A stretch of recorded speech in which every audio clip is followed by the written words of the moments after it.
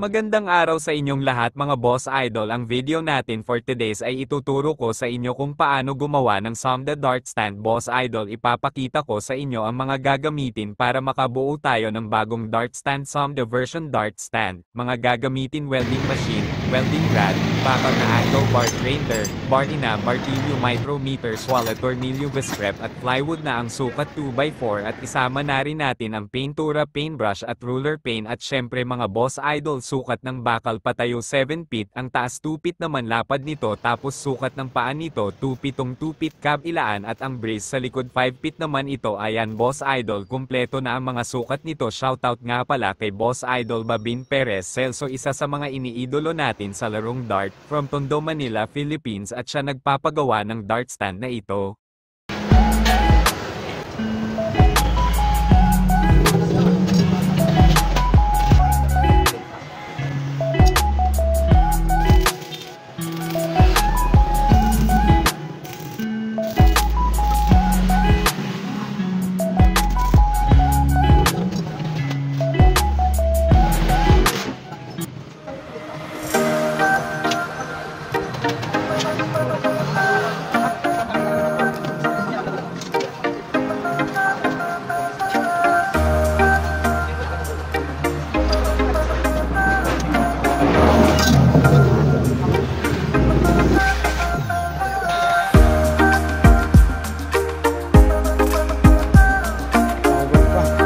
Bababa na natin.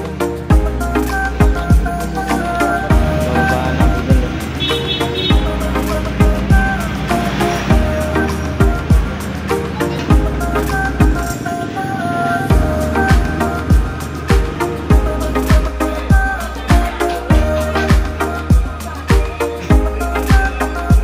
Thanks for watching mga idolo, kayo ang aking inspirasyon at gabay para ma-improve ko po lalo ang ating mga content. Maraming salamat po mga idolo. Don't forget to like and subscribe mga idolo. Arman the Robberman. Once again, thanks for watching.